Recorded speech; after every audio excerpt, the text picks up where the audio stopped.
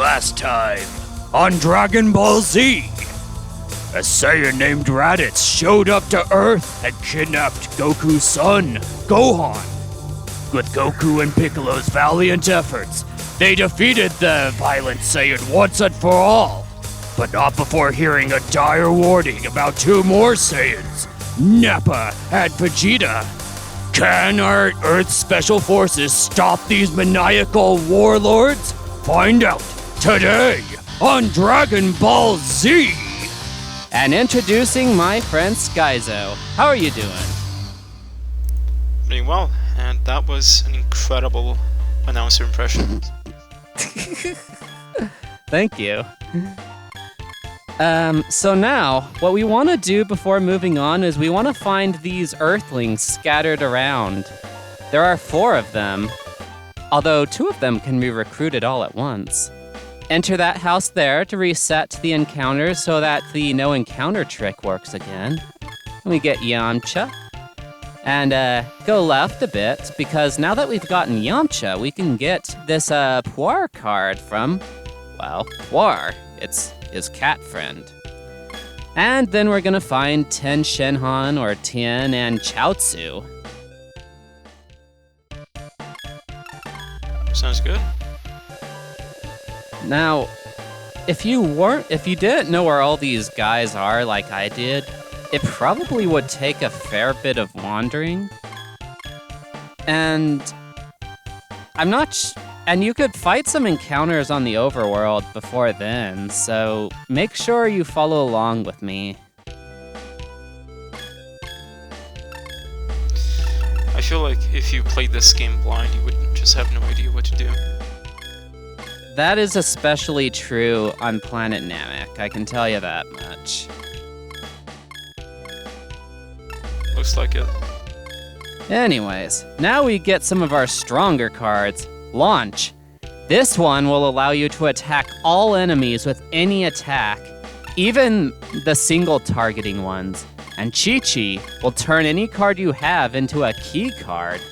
So if we have something with a Z attack rating, we can turn it into a Z card and just unleash Maelstrom upon our enemies. And Launch, she doesn't have a lot of uses, but she's handy for those few instances where we fight multiple bosses at a time. For example, Raccoon and Guldo is one. Right, so she's more of a niche character. Yeah. Plus she has a small chance of failing. Like, she has multiple personalities. There's the blue hair personality who's all nice and sweet, and then there's the blonde one you see on the card. And she's super violent and rugged and all that. Normally when you use her violent persona will give you that effect, but sometimes she'll turn into her blue self, and the card will just do nothing. I actually remember the blue variant in the show, I believe. Dragon Ball? Yeah. Oh, here is where the ponage comes in. Launch. Much more useful in this video game than she ever was in the show. Oh, that's a one-shot. Yup. This Makaho is actually stronger than the Kamehameha if you have if you have an attack of 7 or higher. Yeah, Goku must be impressed. Oh, like that's part of the reason why he spared Piccolo. Like he was this evil guy, but Goku just spared him in Dragon Ball because he wanted a worthy opponent. Really? So that's actually part of the lore. Yeah. Well, that and the Guardian of the Earth Kami would have died if Piccolo died, so... And with him, the Dragon Balls would have disappeared. There's that, too. Oh, okay, fair enough. So, there was a good reason for sparing him. Yeah. Unlike Vegeta. And he spared Vegeta? He spared Vegeta for the same reason. He got really, really excited about fighting him, and He wanted Vegeta alive to push himself to new heights. Although, if he had killed Vegeta, would there be any serious consequences? Yeah, they would have died several times over without Vegeta's help, but there's no way he could have known that at the time. Oh, okay. Now, anyways, back to the boss fight. That Kaioken I used, the exact boost you get depends on the quality of keycard you use, but Nappa is fairly weak anyway, so that's why we were content with just using a 2-dot Kaioken. I think that only multiplies his power level by 1.5 times, but that's still more than enough for a Z Kamehameha to just one-shot him. Just like that. It's impressive. Indeed. And that's pretty much how it was in the show. Nappa really did not last very long. Would you say that this game is accurate to the show? I would. At least in all the areas that it... Honestly, that's one of its biggest problems. Like, the battle system is super accurate to the show with the power levels and everything like that, and how you need really high power levels to do anything. Yeah, maybe accurate to a fault. Yeah.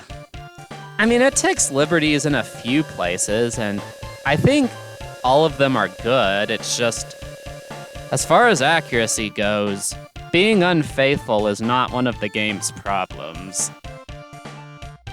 Yeah, the problems with this game is just everything else. Oh, that's a little harsh, but I mean, it has rough edges. It has rough edges. Anyways, for Vegeta, this is a one-turn fight. After that turn passes, we switch to Gohan and friends, and we'll have to remember where these guys went.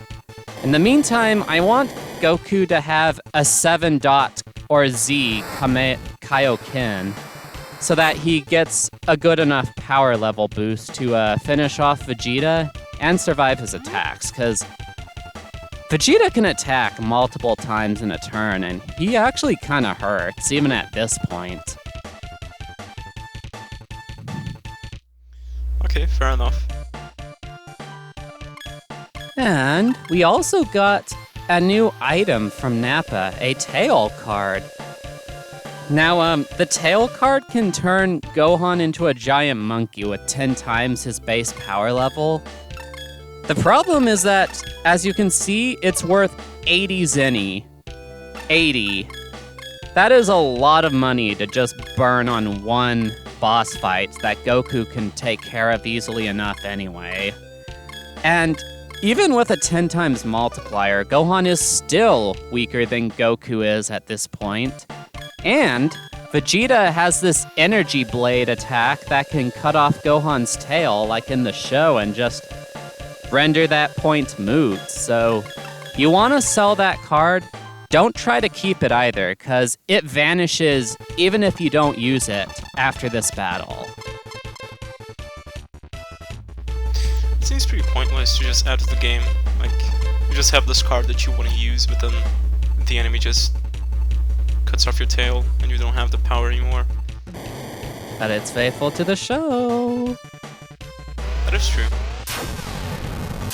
Speaking of which, this fight actually has like a million different conditionals that you're never gonna see in a normal playthrough. Like if you drag out this fight long enough, emphasis on long, like you turn this game from Dragon Ball Z to Drag On Ball Z, he will eventually turn himself into a giant monkey, have a power level of 180,000, and basically become the second strongest enemy in the entire game.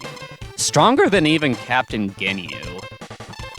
And like, there's this optional Yajirobe card that you could have gotten from a fetch quest, a trading quest that I'll show off in a bonus video, and Krillin also has the Destructo Disc, which can cut off his tail, but Odds are, Vegeta is just gonna one-shot Goku before you get to do any of that. So, definitely make sure you don't waste too much time taking Vegeta down.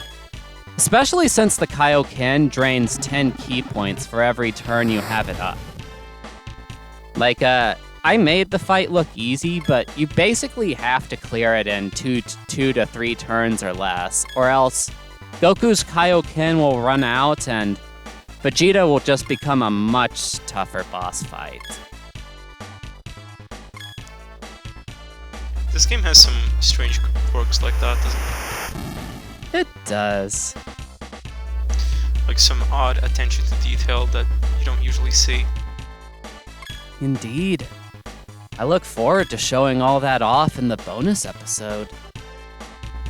It's gonna be interesting. It is. Oh no, they skipped the fake Planet Namek arc. What a shame. Oh, don't forget the Space Orphans. That one's always a classic. Space Orphans. Yep, there was a filler episode about that.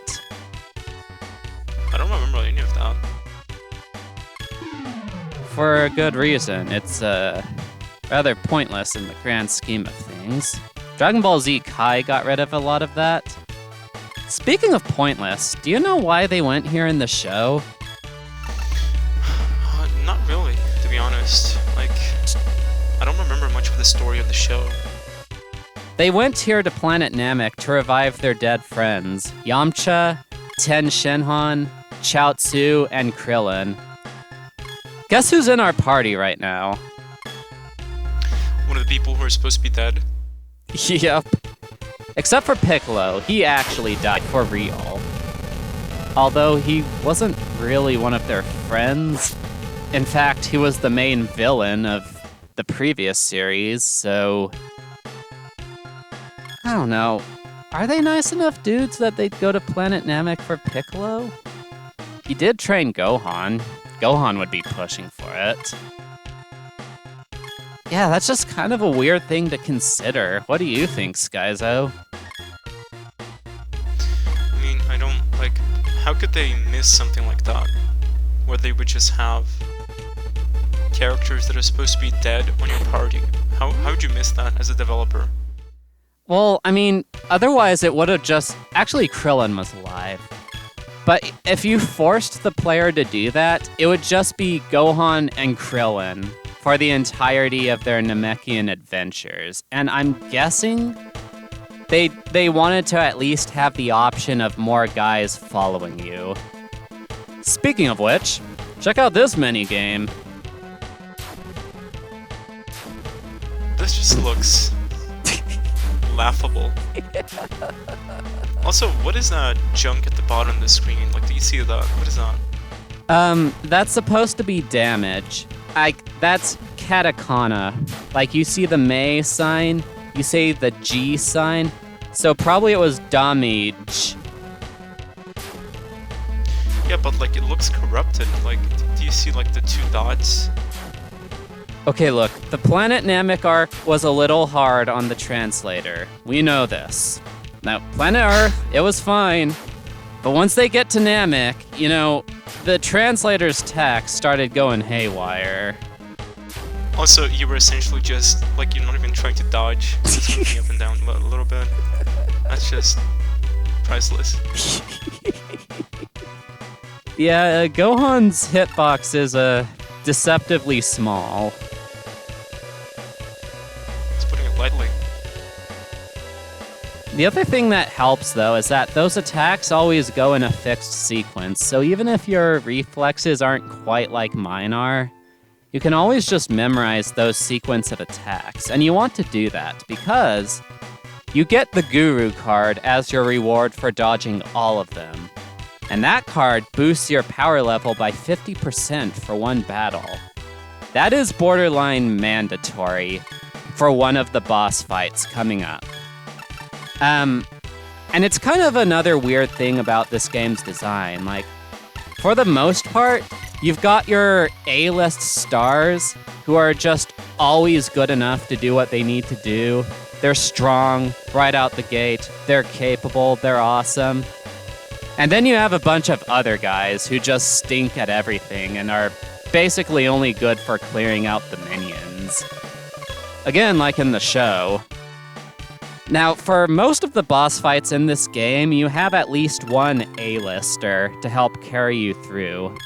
But for one specific fight in this episode, we only have the B-listers. So we need that guru to help patch up our offense.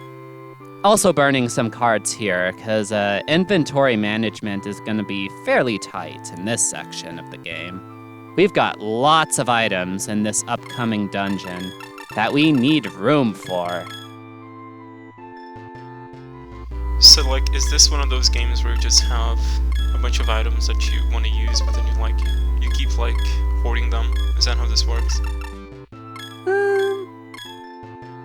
Until the boss fights, anyway. Oh, talking about items you want to use. You saw that red scouter we got, right? Yeah, I think so. Now, if you just go by its in-game description, it's fairly useless. It reads the power levels of the enemies, and then shows you their exact hit points afterward. But you already have an HP bar to give you a rough estimate, so you wouldn't look at it and think it's that useful.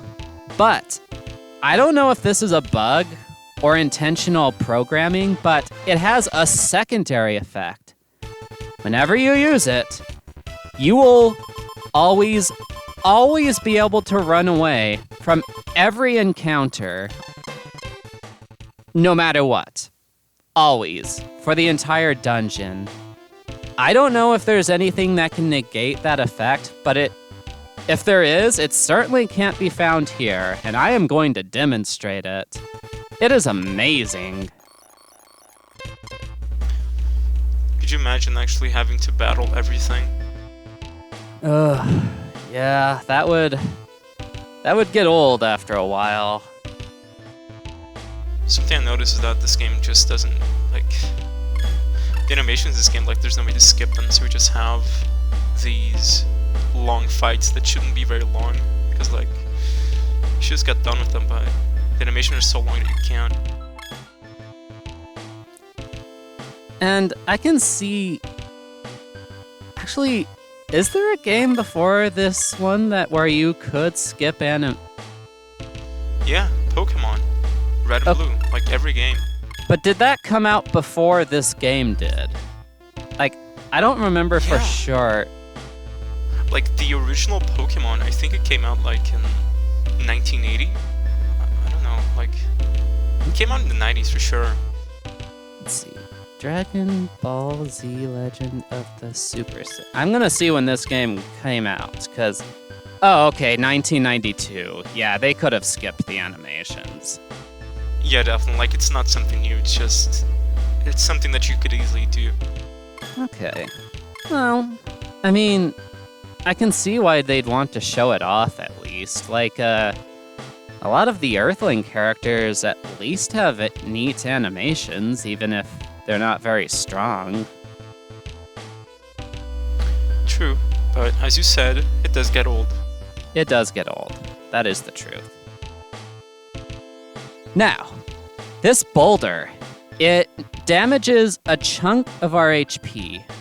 It deals damage based off a percentage. So, what we want to do is get hit by it 9 times, and that will lower Gohan's HP low enough to where he could get a Berserker boost. Gohan works in an interesting way in which, if he's, I think, level 10 or lower, and he's either at really low HP or the enemy has 10 times his power level, he'll freak out and just not attack at all. He'll be a coward, like in the show. But if he's level 11 or higher, he will instead respond to that adversity by, I think, his power level multiplies by 1.5 times, and he'll get 2 free attacks in the first turn. So he gets this major boost, and that's part of how we're able to beat that upcoming boss fight without any of the A-listers. For now, though, we're using Vegeta, who is an A-lister and will usually beat Kui into a pulp. He has, however, lost, on occasion, which is why we got damaged by those boulders. Vegeta probably won't lose, but there's always the chance. I wonder if the Berserker Rage power-up is accurate to the show. Very accurate. It was a part of Gohan's defining characteristic. Sweet and gentle boy, but when you pushed him, you would still beat him into the ground anyway, but he'd get in a few good hits on you before you did so. Okay, fair enough.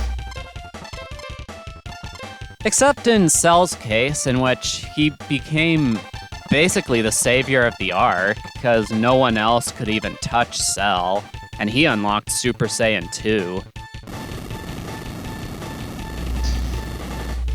Okay, that's impressive.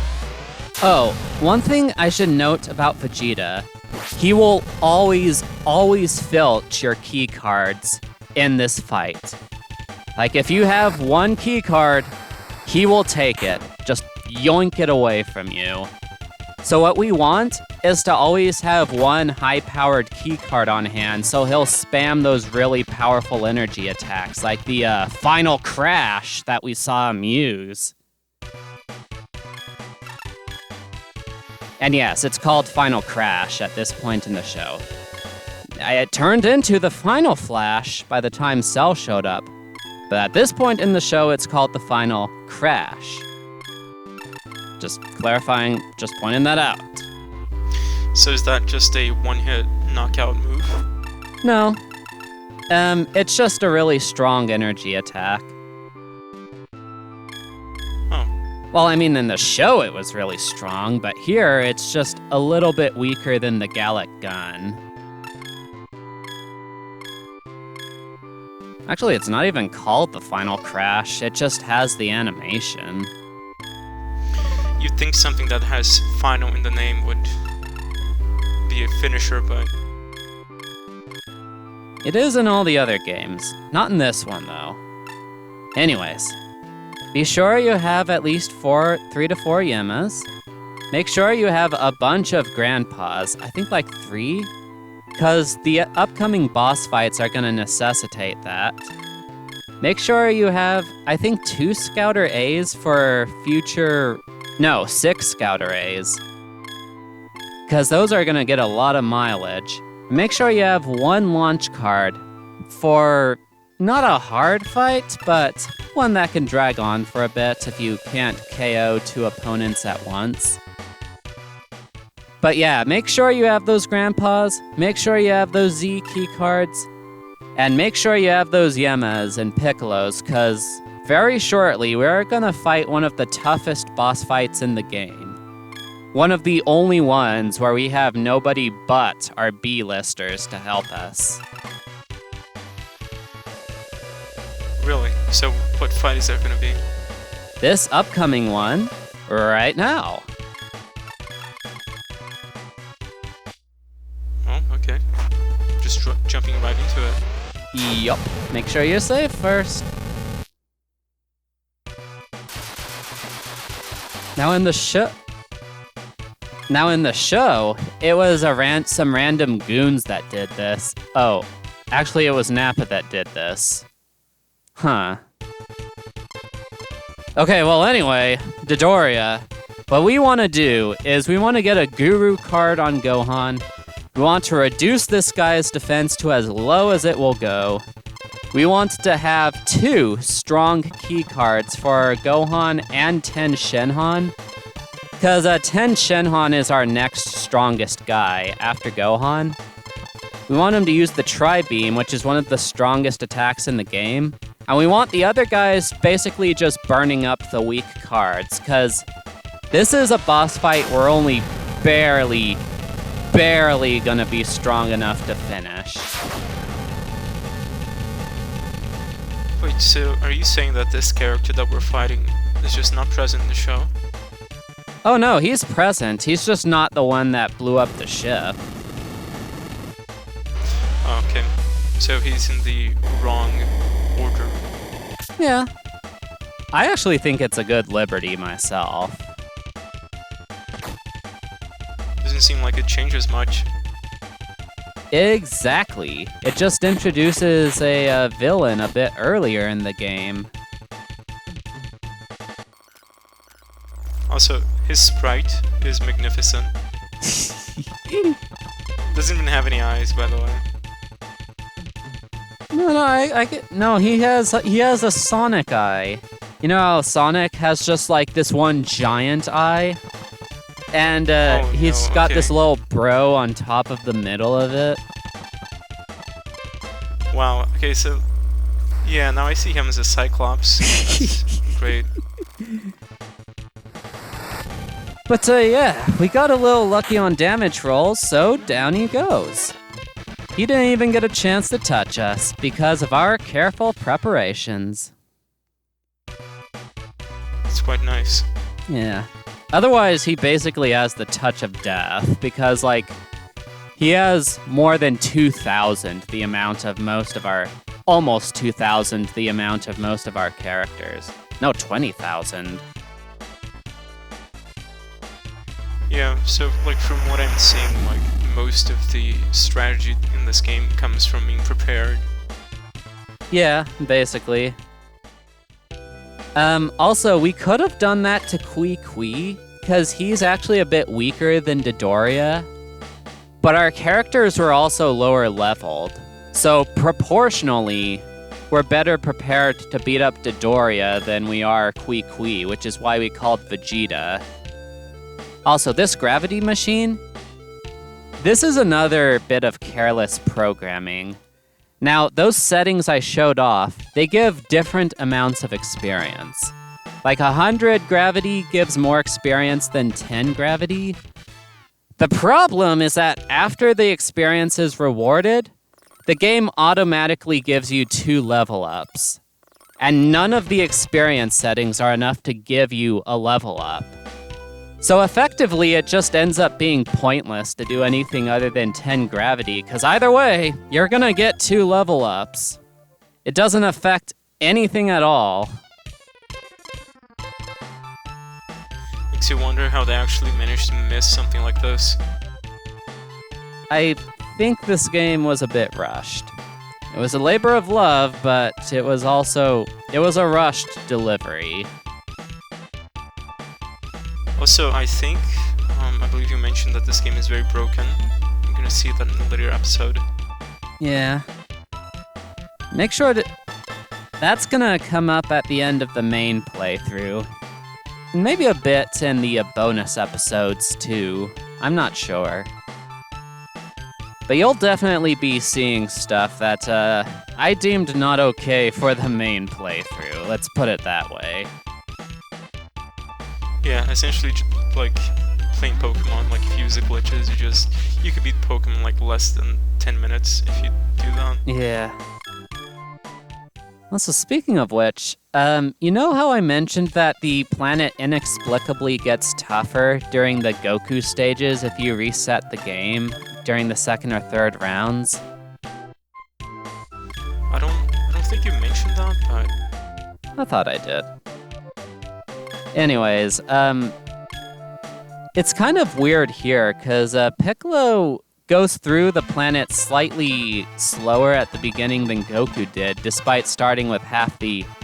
Oh. Okay, see, a launch card failed there. I probably should have reset and just, tried that again, because I think it's faster to just KO both of these guys at once rather than sitting through the animations, but I didn't think about that at the time of recording this, so you're gonna see Piccolo lay a beating. It can be frustrating to have something that you can just miss at random. Indeed. Anyways, that's all for this episode. Have a nice day, everyone, and God bless ya. Okay, See you, YouTube. Bye.